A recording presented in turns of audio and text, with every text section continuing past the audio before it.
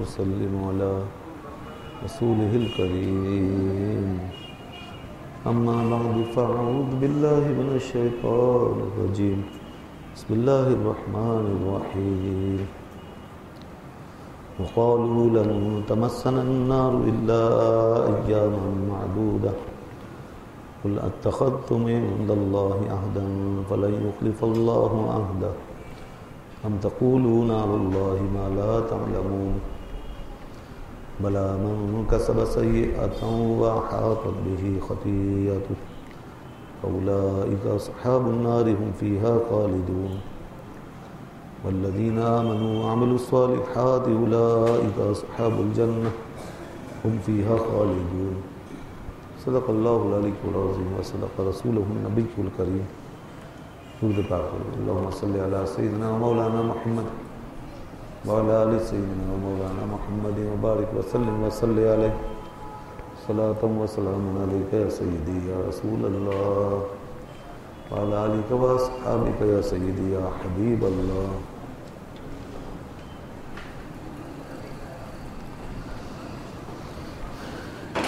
یہ سورہ بقرہ آیت نمبر 80، 81 اور 82 یہ 3 آیتیں ہیں. جیسا کہ آپ کے علم ہے کہ نصف یعنی آدھا پارہ ہو چکا الحمدللہ، اور اب ہم اس سے آگے بڑھ چکے ہیں. اب نصف اخیر میں ہم داخل ہیں. عنوان اور موضوع وہی ہے، سلسلہ کلام جو یہود کے حوالے سے ان کی سیاہ کاریاں اور نافرمانیاں بیان کی جا رہی تھیں، اسی سلسلے کو آگے بڑھایا جا رہا ہے. اس سے قبل کچھ تذکرہ ہوا تھا بے بنیاد آرزوؤں اور خواہشوں کا، کہ انسان آرزوؤں کے اور خواہشوں کے جال میں پھنس جاتا ہے اور خواہ مخواہ وہ کچھ ایسی امید مان لیتا ہے جس کے پیچھے کوئی بنیاد نہیں. اور یہ اس وقت ہوتا ہے جب انسان کے پاس قوت عمل نہ رہے اور اس کے اندر عزم اور ہمت حوصلہ ختم ہو جائے. یہود کی جب عملی صلاحیت ختم ہو گئی اور ان کو زنگ لگ گیا اور تن آسانی ان پہ چھا گئی، عقائد میں ان کے ملاوٹ شامل ہو گئی، تو اب وہ کیا کرتے ہیں سوائے اس کے کہ بس خواہ مخواہ کی امیدوں کے سہارے اپنا بات کرتے تھے اور کام چلاتے تھے. تو پیچھے ذکر ہوا تھا کہ انہوں نے ان اپنی خواہشوں کو اور ان آرزوؤں کے سلسلے کو اتنا فروغ دیا کہ اللہ کی کتاب کو بس اسی میں لپیٹ کر رکھ دیا گیا. اللہ کی کتاب پر خواہشوں کا غلاف چڑھا دیا اور اپنی تمناؤں کے جزدان میں اسے بند کر کے امیدوں کی الماری میں رکھ چھوڑا. اب اسے نہ پڑھنا نہ سمجھنا نہ اس پہ عمل کرنا. تو وہ کیا چیزیں تھیں ان کے ذہنوں میں، اس میں سے ایک بات آج سب سے پہلے بیان کی جا رہی ہے. پہلی آیت فرمایا وَقَالُوا لَن تَمَسَّنَا النَّارُ إِلَّا أَيَّامًا مَعْدُودَةً. انہوں نے گویا اپنی آخرت کے بارے میں دنیا میں یہ سوچ لیا کہ ہمارا وہاں کچھ نہیں بگڑے گا، ہمیں آگ نہیں پہنچے گی، ہمیں کوئی عذاب نہیں ہوگا. لن تمسنا النار، ہرگز نہیں چھوئے گی ہمیں کوئی آگ، الا ایام معدودہ، ہاں اگر کچھ کسی وجہ سے کوئی تھوڑی بہت سزا ملنی بھی ہوئی تو چند دنوں کی وہ بات ہوگی، کچھ دنوں کے لیے ہم شاید چلے جائیں آگ میں، لیکن یہ سلسلہ زیادہ دیر پر نہیں رہے گا، بس چند دنوں میں ہم اپنی جو سزا ہے وہ پا کر پھر واپس آ جائیں. تو یہ گویا کہ آخرت کے بارے میں ان کا کیسا عجیب فیصلہ دیکھیے کہ یہیں بیٹھے بیٹھے، اور پھر نامہ اعمال دیکھیں، ان کا کردار دیکھیں، ان کے کارنامے دیکھیں، جو قرآن نے بڑی لمبی چوڑی ایک فہرست ہمیں دی ہے اور تفصیل سے اس حوالے سے بیان فرمایا۔ تو فرمایا اس کے ان باتوں کے ساتھ ان کی یہ خواہشیں، یہ گویا کہ انسان کی غفلت کی انتہا ہے، غفلت کی کہ بجائے اس کے کہ اپنی بدعمالیوں پہ انسان ڈرے اور خوف کھائے اور اللہ سے معافی مانگے اور اپنی اصلاح کرے،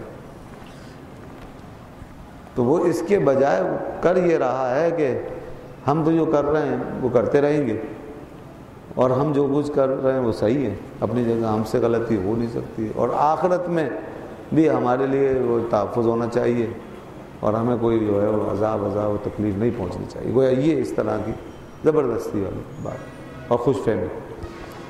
تو کہتے تھے کہ ہمیں آگ نہیں چھوئے گی جناب، آپ ہمیں نہ ڈرائیں اس چیز سے، آگ سے آپ بچنے کی کوشش کریں، باقی ہمارا معاملہ کلیئر ہے۔ جیسے آج بھی بہت سے لوگ نادان اس طرح کی باتیں کر دیتے نہیں، ان کو بتایا جائے کہ بھئی آپ غلط کام کر رہے ہیں، اس پہ اللہ تعالیٰ نے اور اس کے رسول صلی اللہ علیہ وسلم نے سخت وعید بیان فرمائی، وہ دیکھ لیں گے جناب۔ وہ بڑی بے پرواہی کے ساتھ بعض لوگ اس طرح کی کفری انداز کی باتیں کر دیتے، دیکھ لیں گے، دیکھا جائے گا، اور سب بخشوا لیں گے، نعوذ باللہ کیا کیا لوگ زبان سے نکالتے ہیں۔ حالانکہ یہ اللہ رب العزت کی بارگاہ میں حاضری کا موقع ہے، آخرت کا معاملہ ہے، حساب کتاب کا معاملہ۔ دنیا کا حساب آسان نہیں ہوتا اگر صحیح سے ہو تو۔ آج عدالتیں صحیح طریقے کام اپنا شروع کر دیں اور آزاد ہو جائیں اور دنیا میں احتساب شروع ہو جائے، صحیح معنوں میں بڑے بڑوں کی جو ہے نا ٹانگیں ہل جائیں گی، بڑے بڑوں کی۔ آج جو پھر رہے ہیں بالکل آزاد ہو کر، کوئی بھی آزاد نہیں رہے گا، سب ایک دم تیر کی طرح سیدھے ہو جائیں گے۔ یہ بڑے بڑے اور چھوٹے چھوٹے جب باہر کے جاتے ہیں یا قانون کی پابندی کرنی پڑتی ہے اور سختی ہوتی ہے، وہ بالکل سیدھے ہو جاتے ہیں، وہاں بالکل سگنل بھی نہیں توڑتے ہی وہاں پر، اور یہاں لوٹ مار مچا کے رکھ دیتے ہیں، یہاں پتہ نہیں کتنا کا کیا کچھ ہو جاتا ہے، کیسے کیسے جرائم، کوئی پوچھنے والا نہیں۔ تو بس بات ساری احتساب کی اور قانون کی۔ دنیا کا قانون سخت ہو جائے اور عدالت سخت آزاد ہو کر فیصلہ کر لے، سنائے تو بڑے بڑے شیطان و فرعون جو ہیں ان کی عقل ٹھکانے لگ جاتی ہے۔ تو اللہ کی عدالت، اس کا قانون، اس سے زیادہ جاہ و جلال کا معاملہ کہاں پایا جا سکتا۔ اسی لیے وہاں اس کے تصور سے تو دنیا کانپتی رہی، فرشتوں پہ لرزہ طاری ہو جاتا ہے، تو سب سے ایک بڑی نورانی طاقت ہے۔ انبیاء جو سب سے عظیم الشان ہوتے ہیں، اللہ کے سب سے زیادہ مقبول بندے، وہ بھی اس بارگاہ رب العزت کے جاہ و جلال کے تصور سے کب کب آتے ہیں۔ ان کے دلوں پہ بھی خوف و خشیت طاری رہتی تھی، بڑے بڑے اولیاء، مشائخ، بزرگان۔ تو وہ بارگاہ ایسی ہے کہ وہ ہستیاں جو دنیا میں کسی سے نہیں ڈرتی ہیں، کسی کا خوف نہیں ہے، کوئی بڑی چھوٹی طاقت ان کے لیے کوئی حیثیت نہیں رکھتی، مگر اللہ رب العزت کے بارگاہ جاہ و جلال کا تصور قائم ہوتا تھا تو ان کے بھی رونگٹے کھڑے ہو جاتے۔ حضرت جبرائیل کے بارے میں آتا ہے کہ وہ ان کے اوپر خوف و خشیت طاری ہو جاتا ہے جب خدا کی بارگاہ میں حاضری کا وقت آتا ہے۔ تو اس لیے دوستو یہ معاملہ آسان نہیں۔ یہ یہود جو اس قسم کی کیفیت میں کہ دل سخت ہو گئے، خلاف چڑھے ہوئے ہیں، نافرمانی کی انتہا پہ پہنچے ہوئے ہیں، بدبختی انتہا پہ پہنچی ہے، یہی لوگ اس طرح کی باتیں کر سکتے ہیں۔ یا وہ شخص جو بالکل اپنے دین کو نہیں سمجھا اور بہت جہالت اور ناواقفیت میں ہے، وہ ایسی بات کرے گا۔ تو کفار و مشرکین کریں تو اتنا تعجب نہیں، اگر مسلمان اس طرح کی بے خوفی کی بات کرے اس پہ بڑی حیرت ہے۔ اس لیے ڈرنا چاہیے اللہ کے عذاب سے، پناہ مانگنی چاہیے اللہ کے عذاب سے۔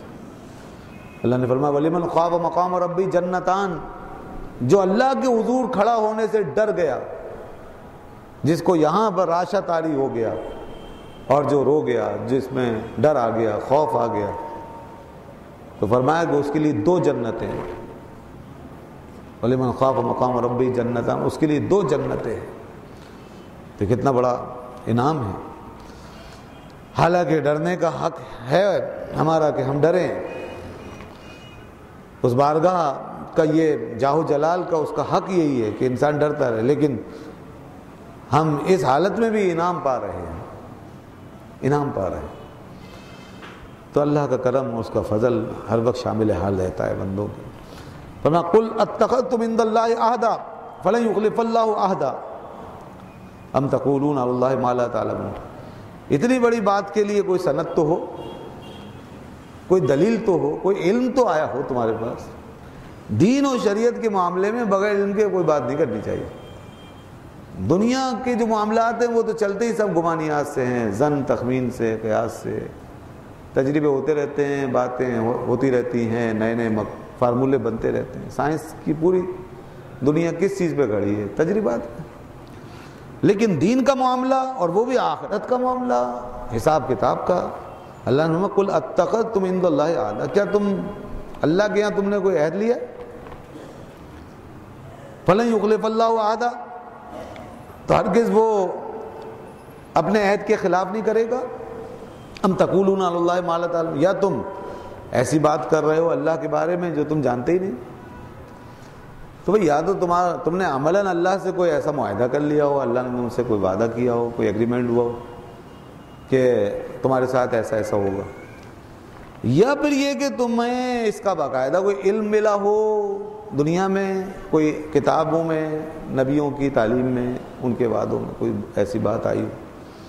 فرمایا ہم تقولون علی اللہ، تم اللہ کے بارے میں ہی بات کر رہے ہو، اس پر ایک بہتان باندھ رہے ہو اس حوالے سے کہ تم نے یہ فرض کر لیا کہ تم جو چاہو عقیدہ رکھو، جس طرح چاہو دنیا میں اپنی زندگی گزارو، اپنی ہر خواہش پوری کرو، کفر بھی کرتے رہو، شرک بھی کرو، انبیاء کی توہین بھی کرو، کتابوں میں تحریف بھی کرو، اور پھر پوری آوارگی کا بھی مظاہرہ کرتے رہو، عیاشی کا بھی، حلال حرام کا کوئی فرق تمہارے درمیان باقی نہ رہے، جس کا چاہے حق مار لو، جس سے چاہو زیادتی کرو، ظلم کرو، یہ سب کچھ بھی کرتے رہو، اور پھر تمہیں اللہ تعالیٰ جو ہے وہ معاف بھی کر دے، آگ میں بھی نہ ڈالے، اور اگر ڈالے بھی تو کچھ دنوں کے لیے ڈالے، پھر اسے معاف کرنا ہی پڑے۔ تو اس کا یہ تمہیں کہاں سے علم ہو گیا؟ کس نے کہا؟ کون سی کتاب میں آیا؟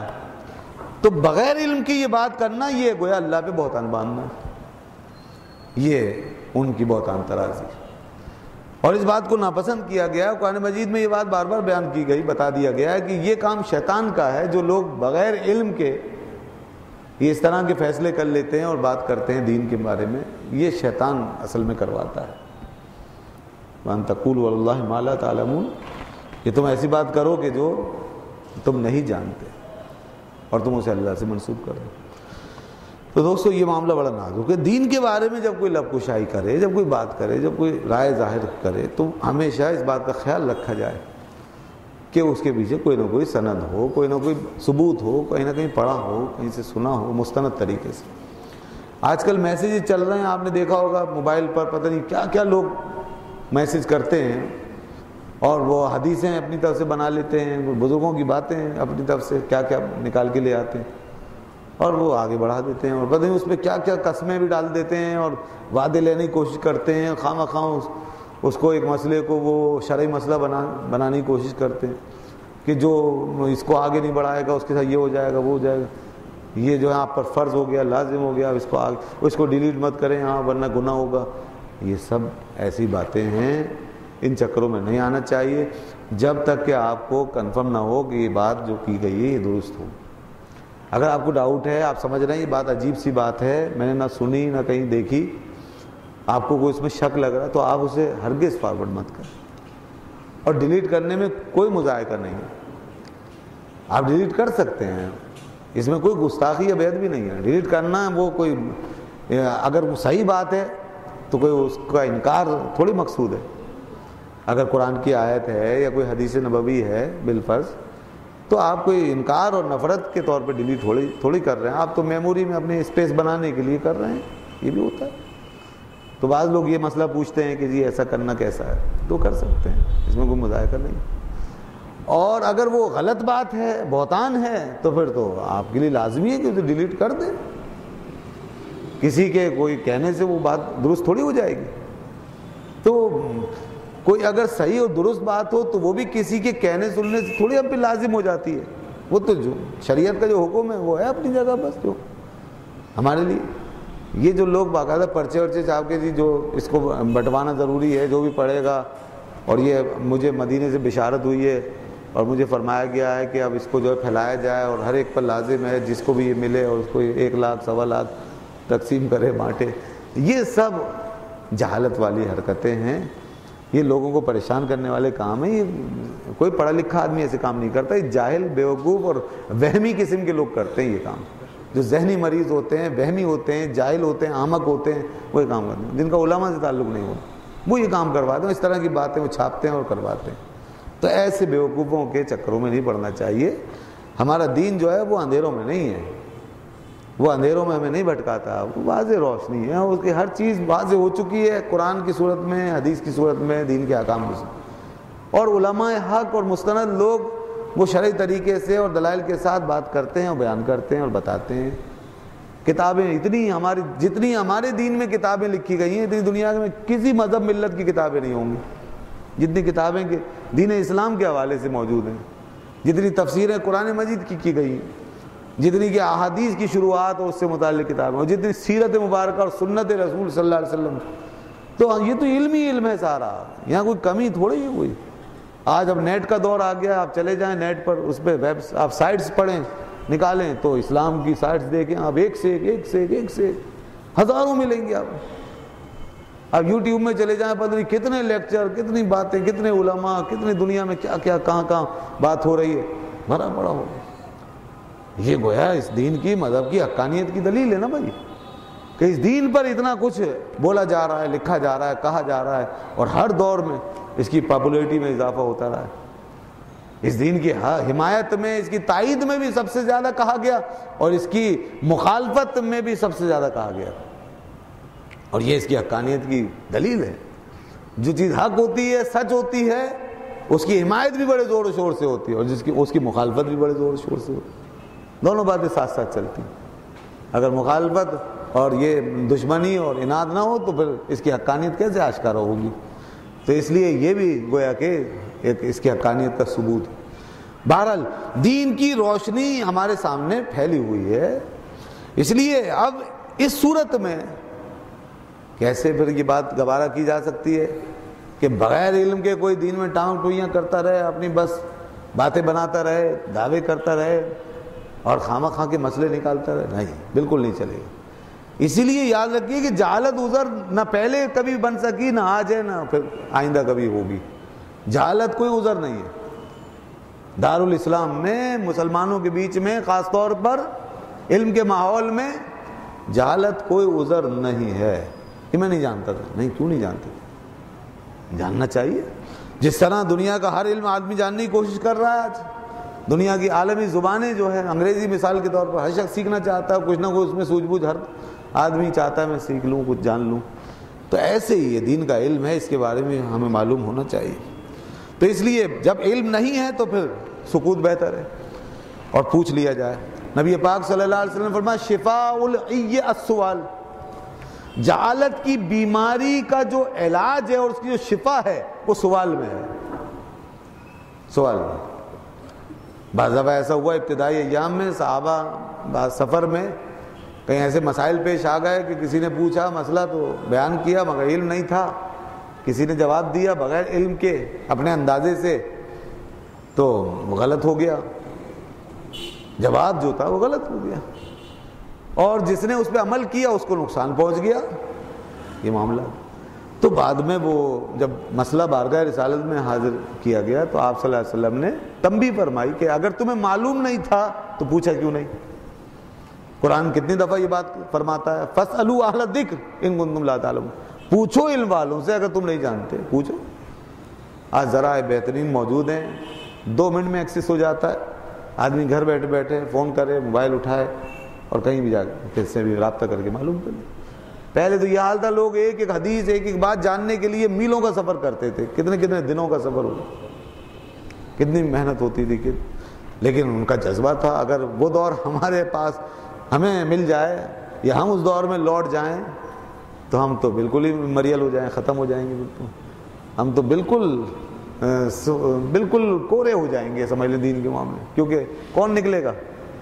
ہم تو اب اس وقت اپنے یہ اتنے آسان اور جناب سہل الوصول جو ذرائع ہیں وہ تک ہم نہیں استعمال کر پاتے دین کی معلومات کے لیے، کہ جو گھر بیٹھے بیٹھے آرام سے ہمیں علم پہنچا سکتے ہیں، تو کون پھر اس صورت میں نکلتا بتائیے؟ یہ تو ان بزرگوں کی ہمتیں تھیں، ان کو اللہ نے ایسی جذبات، شوق، ذوق، ولولہ دین کے لیے یہ سب عطا فرمایا، اور ماشاءاللہ وہ اس زمانے کی تمام تر سختیاں، تکلیفیں، پریشانیاں، رکاوٹیں عبور کرتے چلے گئے، اور علم جہاں پایا وہاں پہنچ گئے۔ نبی پاک صلی اللہ علیہ وسلم نے اس زمانے کے ایک شخص کے لیے فرمایا تھا کہ لو کان العلم عند الثریا لتناولہ من اہل فارس، اگر علم ثریا میں بھی پہنچ گیا تو اہل فارس میں ایک شخص ہوگا جو وہاں سے بھی علم لے آئے گا، اور وہ شخص کون نکلا معلوم ہے؟ وہ آج کا کوئی سائنٹسٹ، کوئی ماڈرن آج کی دنیا میں کوئی سائنسی آلات کے بیچ میں اور ان تحقیقات میں آج کے دور میں نہیں نکلا، وہ بہت پہلے ہو کے چلا گیا۔ آقا دو عالم نے جس کے لیے فرمایا، اس کا نام تھا امام اعظم ابو حنیفہ رحمۃ اللہ۔ علماء نے، محدثین نے فرمایا یہ امام ابو حنیفہ کے بارے میں فرمایا، وہ علم وہاں سے لے آئے۔ کہاں سے انہوں نے علم سیکھا؟ کتنے ہزار مشائخ تھے جن کی خدمت میں حاضری دی انہوں نے، کتنے ہزار، یہ بلا مبالغہ میں عرض کر رہا ہوں، کتنے ہزار مشائخ جہاں سنا وہاں پہنچے۔ بعض روایتوں کے مطابق 50 مرتبہ تو حج بیت اللہ کی سعادت حاصل کی انہوں نے، ہر سال جاتے تھے، اور اس کا ایک مقصد یہ بھی تھا زیارت حرمین شریفین کے ساتھ ساتھ کہ وہاں کے علماء مشائخ یا پوری دنیا سے جو بڑے بڑے علم کے چاند، سورج، آفتاب، مہتاب جمع ہوتے ہیں، ان سے کچھ شرف تلمذ ملے گا، ان سے کوئی نسبت ہوگی، جو ان کے پاس حدیث اور روایت اور بات ہوگی دین کی، وہ میں ان سے حاصل کر لوں۔ اس طریقے سے انہوں نے یہ علم جمع کیا۔ تو بہرحال ایسی کتنی مثالیں جو ہیں ہماری تاریخ کے اندر موجود۔ تو اس لیے دوستو اس بات کی گنجائش نہیں ہے اسلام میں کہ کوئی جہالت کی بنیاد پہ بات کرے۔ فرمایا کہ شفاء الیہ سوال، کہ جہالت کی بیماری کے لیے شفا اور علاج سوال ہے، اور یہ بھی کہا جاتا ہے، محاورہ ہے کہ مفتاح العلوم السؤال، علوم کی چابی، کنجی جو ہے وہ سوال ہے، علوم کی چابی۔ لہذا پوچھنے میں بڑی برکت ہے، انسان پوچھتا ہے تو اس سے اس کا علم بڑھتا ہے۔ اور اس کے بعد آگے فرمایا بلا من کسب سیئۃ واحاطت بہ خطیئتہ فاولئک اصحاب النار۔ ایک بڑی زبردست کیفیت انسان کی، جب کسی چیز میں، عمل میں انسان عادت میں پڑ جاتا ہے تو پھر بات کہاں تک پہنچتی ہے یہ بتایا۔ انسان اچھی عادتیں اپنائے تو اس میں ڈوب جاتا ہے، اچھے کاموں میں کھو جاتا ہے، اور برے کاموں میں پڑے تو اس میں بھی گم ہو جاتا ہے، کھو جاتا ہے، ڈوب جاتا ہے۔ اچھی عادتیں نور بن کے اس پہ پھیل جاتی ہیں، چھا جاتی ہیں، بری عادتیں دلدل کی طرح ثابت ہوتی ہیں اور وہ اس میں ڈوبتا ہی چلا جاتا ہے۔ تو یہاں پر یہودیوں کی اس کیفیت کے حوالے سے کہ یہ جو کچھ ان کی زبانوں سے نکلتا چلا جا رہا ہے، اس کے پیچھے کوئی دینی اور علمی جذبہ تو ہے نہیں، کوئی سچائی اور حقیقت تو ہے نہیں، صداقت تو ہے نہیں، بلکہ معاملہ کیا ہے؟ بلا من کسب سیئۃ واحاطت بہ خطیئتہ۔ فرمایا کہ کیوں نہیں، دیکھو جو کوئی کماتا ہے نیکی، برائی، بدی، جو کوئی برائی اور بدی کماتا ہے واحاطت بہ خطیئتہ، اور وہ برائی اس کو گھیر لیتی ہے، وہ برائی اس کا احاطہ کر لیتی ہے، فاولئک اصحاب النار، تو وہ جہنمی ہو جاتا ہے۔ ان یہودیوں کے ساتھ یہی ہوا، برائی کے راستے پہ چلتے چلے گئے، یہاں تک کہ اس برائی نے احاطہ کر لیا۔ یہ گویا کہ دوستو وہی بات میں نے عرض کیا کہ یہ انسان کی نفسی کیفیت ہے، نفسیاتی کیفیت اور حقیقت ہے کہ جس کو انسان سمجھ لے تو اپنے آپ قابو پا سکتا ہے، بہت ساری تباہیوں سے بچ سکتا ہے۔ یہ بالکل نشے والی بات ہوتی ہے۔ آپ نے دیکھا ہے ایک آدمی ایک چھوٹی سی چیز سے نشہ شروع کرتا ہے اور وہ کہتا ہے نہیں بس میں یہی رکھوں گا، اس سے زیادہ، پھر کیا ہوتا ہے؟ پھر وہ ایک ٹائم سے 2 ٹائم، 2 ٹائم سے 3 ٹائم، پھر اس کی کوانٹٹی بڑھتی ہے، بڑھتے اچھا پھر وہ ورائٹی آتی ہے اس میں، اب وہ اس کو اس سے وہ بات نہیں حاصل ہو رہی تو پھر اس سے زیادہ چاہیے، اس میں اور شدت چاہیے، پھر کوئی دوسری چیز، پھر کوئی تیسری، پھر کہاں تک پہنچ جاتا ہے؟ یہاں تک کہ وہ نشے میں ڈوب جاتا ہے۔ دھت ہو جاتا ہے، بالکل کھو جاتا ہے، اسے ہوش حواس نہیں رہتے، پھر اس کے سالم اس کی صحت برباد ہو جاتی ہے، اور پھر آپ دیکھتے ہیں کہ وہ بہت اچھا خاصا صحت مند خوبصورت جوان کسی روڈ کے کنارے پڑا ہے کچھ عرصے میں، کچھ سالوں میں، اور کہیں ادھر ادھر لیٹا ہوا ہے، کہیں اسے کپڑوں کا ہوش نہیں، اسے اپنے جسم کا ہوش نہیں، اسے پتہ ہی نہیں میں کہاں ہوں، کیا کر رہا ہوں، کیا کہہ رہا ہوں، عجیب و غریب۔ پھر اسی حالت میں وہ اپنے آپ ظاہر ہلاک ہو جاتے ہیں، مر جاتے ہیں، ختم ہو جاتے ہیں۔ یہ ہے انسان کا نشہ۔ یہ جو انسان کی عادتیں ہوتی ہیں، اعمال ہوتے ہیں، اس میں بھی ایسی لذتیں اور نشہ ملتا ہے۔ اگر اچھی باتیں ہیں تو اچھا نشہ چڑھ جائے گا، اچھا نشہ مل جائے گا اور اس میں کھو جائے گا آدمی، وہ بہت اچھی بات ہے، وہ پہ نور ہی نور ہے، روشنی روشنی، جس کے لیے قرآن نے کہا کہ دیکھو ہمارے وہ بندے بھی ہیں، وَمَنْ كَانَ مَيْتًا فَأَحْيَيْنَاهُ وَجَعَلْنَا لَهُ نُورًا يَمْشِي بِهِ فِي النَّاسِ۔ فرمایا دیکھو ہمارے وہ بندے کہ جن کو ہم نور میں چلاتے ہیں، زندگی دیتے ہیں، حیات طیبہ ملتی ہے، پھر وہ نور میں چلتے ہیں، ان کے دائیں بائیں نور ہی نور ہوتا ہے، اچھی عادتوں کا نور۔ ایسی شخصیتوں کے پاس سکون ہوتا ہے، ان میں توازن ہوتا ہے، ان کے اندر اعتدال ہوتا ہے، ان کی باتوں ان کی صحبتوں میں کشش ہوتی ہے، اور ان کی یادوں سے ان کی باتوں سے ہمیں اللہ یاد آتا ہے۔ یہ وہ ہے چیز جو ہمیں اس طرف ملتی ہے اچھی لائن۔ اور دوسری طرف یہ کہ یہودیوں کا ذکر ہے، ایک سرکش قوم کا، اس کی نافرمانیوں کا۔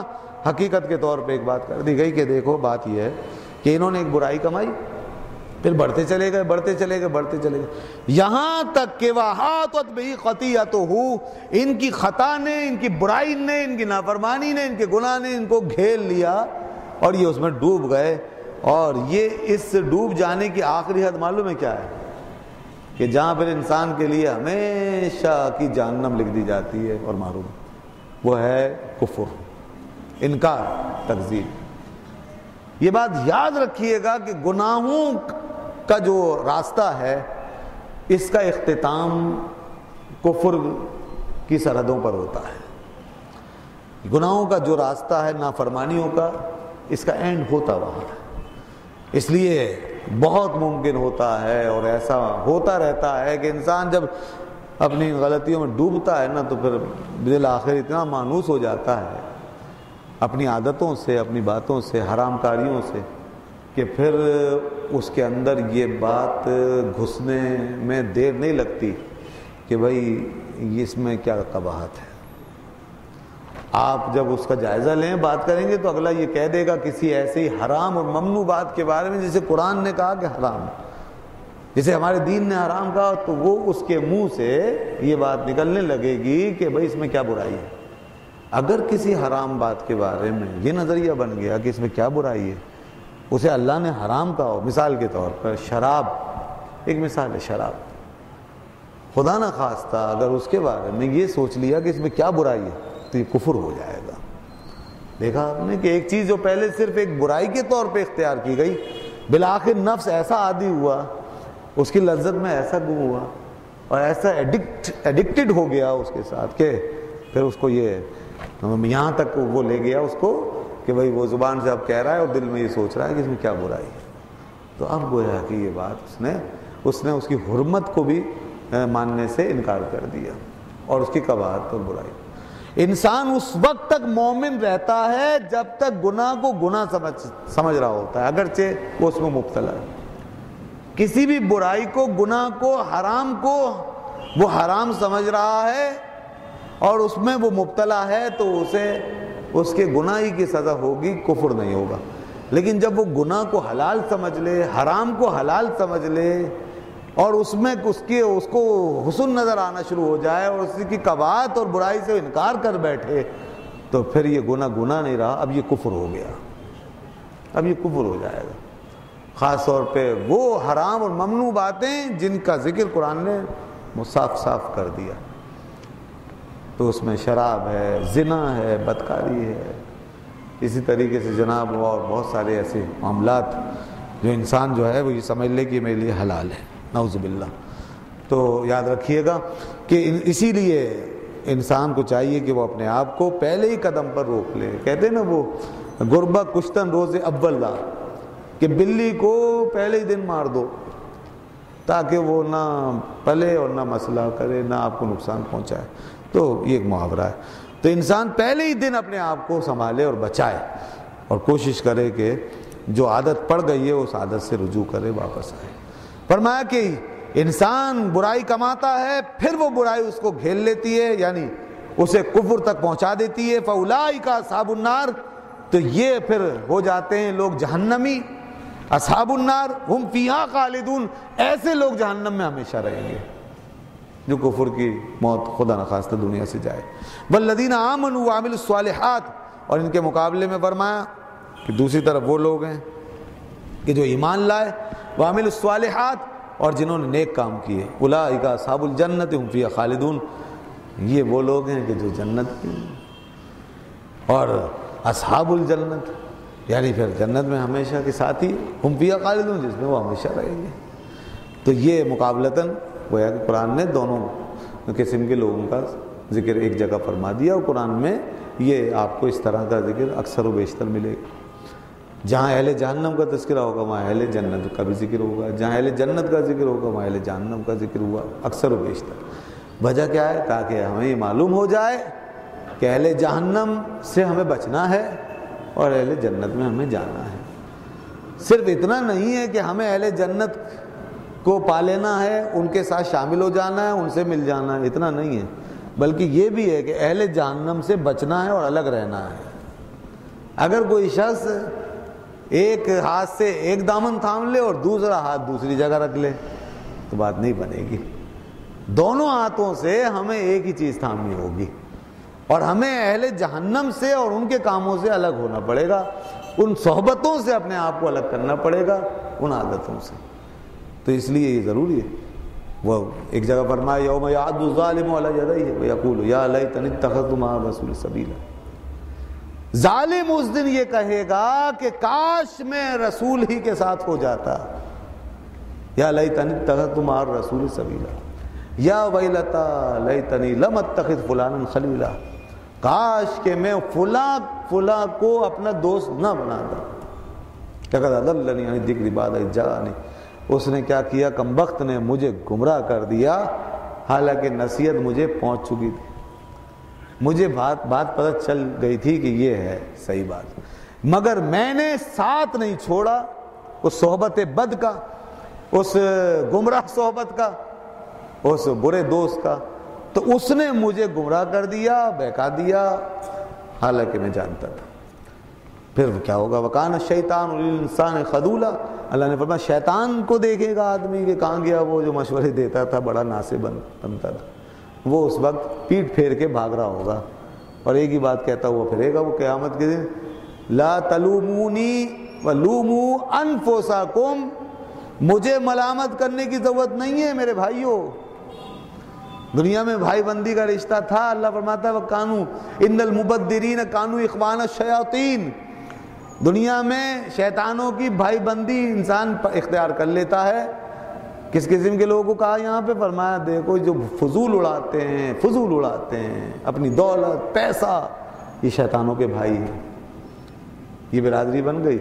اب وہاں جب انسان پھنس جائے گا چاروں طرف سے تو پھر اپنے اسی بھائی بندی کا رشتہ ڈھونڈے گا اور شیطان سے کہے گا بچا نا مجھے، اور شیطان اس وقت کیا کہے گا، لا تلومونی، مجھے ملامت مت کرو، لوموا انفسکم، اپنے آپ کو ملامت کرو، ما انا بمصرخکم وما انتم بمصرخی، میں نے تمہیں مجبور نہیں کیا تھا، نہ تم مجھے مجبور کر سکتے، میں نے تو کیا کہا تھا، میں نے دعوت دی تھی اور کہا تھا کہ بھئی یہ کر لو، دیکھو اس میں یہ ہے، اس میں تم نے مان لیا، تو میں نے کب تمہیں مجبور کیا، تمہارا ہاتھ پکڑ کے زبردستی کی، اس لیے مجھے ملامت مت کرو۔ شیطان بری ہو جائے گا، فوراً الگ کھڑا ہو جائے گا۔ تو انسان اس وقت یہ سوچ رہا ہوگا کہ یہ میں نے کیا کر دیا۔ تو بہرحال صورتحال یہ ہے کہ ہمارے سامنے دو راستے ہیں۔ قرآن کی اس آیت کی روشنی میں فرمایا فَأُولَٰئِکَ أَصْحَابُ النَّارِ، یہ ہے ایک راستہ اصحاب النار کا، اور دوسرا فرمایا فَأُولَٰئِکَ أَصْحَابُ الْجَنَّةِ، یہ ہے راستہ اصحاب الجنت کا۔ اس کو بھی سمجھ لو، اس کو بھی سمجھ لو، اس کو چھوڑ دینا ہے بالکل اور اس کو پکڑ لینا ہے۔ یہ نہیں ہو سکتا کہ زگ زید ایک قدم ادھر ایک ادھر، ایک ادھر ایک ادھر، کبھی ادھر کبھی ادھر۔ وَإِذَا خَلَوْا إِلَىٰ شَيَاطِينِهِمْ قَالُوا إِنَّا مَعَكُمْ إِنَّمَا نَحْنُ مُسْتَهْزِئُونَ، ادھر ایمان والوں سے ملے، وَإِذَا خَلَا بَعْضُهُمْ، جب وہ آتے ایمان والوں کے پاس تو کہتے قَالُوا آمَنَّا، اور جب جاتے اپنے شیطانوں کے پاس تو کہتے ہم تمہارے ساتھ۔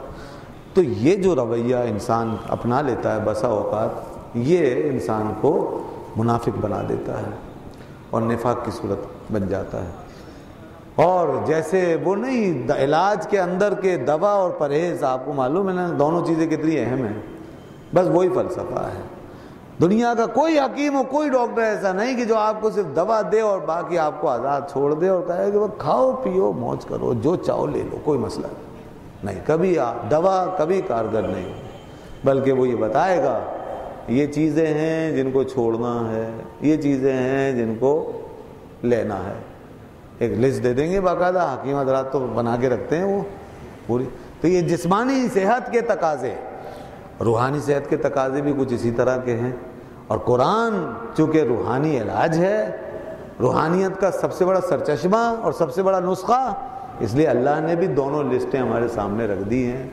یہ ہے دیکھو فہرست، اس سے بچنا ہے، اس سے پرہیز کرنا ہے، اور یہ ہے وہ چیز جس کو اپنانا ہے۔ تو علاج کا طریقہ وہی جو دنیا میں مسلم ہے، اگر اس طریقے سے انسان اس پر چلے گا تو اس سے فائدہ ہوگا۔ ورنہ یہی ہوتا ہے کہ ہم نماز سے، روزے سے، ذکر الہی سے، اچھی محفلوں سے جو کچھ تھوڑا انس پاتے ہیں، جو لذت ملتی ہے، جو رمضان کا مہینہ آتا ہے تو ایک گرمی پیدا ہو جاتی ہے، ولولہ آ جاتا ہے، روحانیت کے شگوفے ہمارے اندر پھوٹنے لگتے ہیں، پھر ہم ذرا صحبت بدلی، پتہ چلا گھر گئے، ٹیلی ویژن آن کیا اور سارے الٹے سیدھے پروگرام لے کے بیٹھ گئے، پوری آزادی کے ساتھ دیکھ رہے ہیں، سب کچھ دیکھنا چاہ رہے ہیں، فلموں سے بھی لطف اٹھانا چاہتے ہیں، گندے پروگراموں سے بھی، گانوں سے بھی، ہر قسم کی بے حیائی سے۔ تو وہ جو نماز سے تھوڑا سا وہ ملا تھا سکون اور لذت حاصل ہوئی تھی، اور جو علاج ہوا تھا تھوڑا سا دل کا دماغ کا، وہ پتہ چلا یہ بد پرہیزی آگے کی سب ختم ہو گیا۔ اس لیے ہم وہیں کے وہیں کھڑے رہ جاتے ہیں، زندگی بھر نماز چلتی رہتی ہے مگر ہماری کیفیت وہیں کی وہیں کے، بس ٹھیک ہے چلو جی پڑھ رہے ہیں پڑھے جا رہے ہیں۔ تو سوچئے جس کو معراج کہا گیا اس میں عروج کیوں نہیں ہے، جسے معراج کہا گیا اس میں بلندی کیوں نہیں ہے، اس سکون میں اضافہ کیوں نہیں، اس لذت میں بڑھاوا کیوں نہیں؟ وجہ یہی ہے کہ پرہیز نہیں ہے۔ تلاوت کتنے قرآن ختم ہو جاتے ہیں، کتنے کیے جاتے ہیں، کتنا ذکر، کتنی تسبیح ہیں۔ ایک صاحب مجھے ملے، مہران رہ گئے، اچھی خاصی عمر، تو وہ یا اللہ یا رحمان یا رحیم روزانہ کتنا، وہ تقریباً 1.25 لاکھ یا 1.5 لاکھ مجھے بتا رہے تھے روزانہ پڑھتا ہوں۔ میں حیران رہ گیا، میں نے کہا آپ اس مصروفیت کے اس دور میں، لگے ساری زندگی جب سے شیخ سے، کوئی شیخ تھے ان کے مرید ہوئے ان سے، تو انہوں نے کہا یہ پڑھا کرو۔ کتنا بتائیے پھر 1.25 لاکھ کوئی معمولی بات نہیں ہے، کتنا ٹائم لگے گا آپ اندازہ کر لیں، روزانہ پابندی کے ساتھ بیٹھنا۔ تو بہرحال اچھی بات ہے، لیکن اتنا کچھ انسان پڑھے اور اتنا لمبا عرصہ مگر اس کی نمازوں میں لذت نہ آئے، اس کے دل میں نور نہ اتر سکے، اس کو دین کی حلاوت نہ ملے، اس کی روحانیت بیدار نہ ہو، تو اس کا مطلب ہے کچھ بد پرہیزی بھی ہے نا، بد پرہیزی ہے۔ اتنا کچھ یاد کرنا اللہ کو، اتنا ذکر، لاکھ سے اوپر اتنا روزانہ، تو دوستو یہ تو ایسا معاملہ ہے، امام غزالی رحمۃ اللہ نے فرمایا کہ نیکی کا معاملہ، یہ ذکر کا معاملہ ایسا ہے کہ جیسے قطرہ قطرہ تھوڑا تھوڑا بھی کریں اور مستقل کریں تو ضرور اثر ہوتا ہے، قطرہ قطرہ جیسے ٹپکتا ہے نا کسی پتھر پہ تو بالآخر سوراخ ہو جاتا ہے، ایسے ہی اللہ کا ذکر۔ مسئلہ یہ ہے کہ ہم لوگ کی توجہ بڑھ جاتی ہے، ہمارے اوپر پھر زنگ چھا جاتا ہے، ہم ادھر صاف کرتے ہیں مسجدوں میں اپنے آپ کو، پھر باہر نکلتے ہیں پھر آلودہ ہو جاتے ہیں، کر لیتے ہیں آلودہ، نہیں بچتے۔ تو اگر تھوڑی توجہ دی جائے، بے شک جو قائم ہے اسے قائم رکھیں، میرا مطلب یہ نہیں کہ اسے چھوڑ دیں کہ جی چلو جی کوئی فائدہ ہی نہیں، اور نہیں، فائدہ ہے، یقیناً ہے، اور یہ کیا فائدہ کم ہے کہ لو لگی ہوئی ہے چلو اسی برکت سے، اور آنا جانا لگا ہوا ہے، اور کبھی انشاءاللہ یہ ماحول کی گرد و غبار چھٹے گی اور زنگ اترے گا، اور کبھی صحبت انشاءاللہ کوئی ایسی مستقل مل گئی تو یہ ایک دن اپنا رنگ بھی چڑھا دے گا اور کوئی نہ کہیں سے کہیں انسان کو پہنچا دے گا۔ تو اس لیے بال کوشش کریں کہ یہ ٹیلی ویژن کے ایسے پروگرام جو غافل کر دیں، جو دل کو اندھا کر دیں، ایسی لذت نفسانی جس سے انسان ایک دم سے جو ہے وہ سب کچھ بھول جائے، اور ایسا ماحول جس میں انسان کو سرکشی کی تعلیم ملے، اور جس میں وحشیت ہو، جس کے اندر نافرمانی ہو، جس کے اندر اندھیرا ہی اندھیرا ہو، جس کے اندر جو ہے وہ وحشت ہی وحشت ہو، اس سے اپنے آپ کو بچائیں اور کوشش کریں دین کی روشنیوں میں رہیں، اچھے لوگوں سے ملتے جلتے رہیں، اور اللہ کے ذکر کو اپنے ساتھ شامل حال کر لیں۔ گو میں رہا رہین ستم ہائے روزگار، لیکن تیرے خیال سے غافل نہیں رہا۔ جہاں جائیں جہاں بیٹھیں، جو کام بھی کر رہے ہوں، گھر کا باہر کا، اپنے مولا کو یاد رکھیں۔ انشاءاللہ یہ مستقل یاد کا جو عمل ہے اور اس کی یاد کا جو سلسلہ ہے، یہ آپ کے اندر انقلاب برپا کر سکتا ہے، آپ کو ایک حقیقی سکون کی دنیا میں لے جا سکتا ہے۔ تو اللہ تعالی ہمیں اس حقیقی نسخے پر صحیح طریقے سے عمل پیرا ہونے کی توفیق عطا فرمائے، اصحاب جنت میں ہمیں شامل فرمائے، اصحاب نار سے ہمیں محفوظ رکھے، ان کے شر سے۔ اللہ تعالی ہمیں نیک اور اچھی صحبتیں عطا فرمائے۔ وآخر دعوانا الحمدللہ رب العالمین۔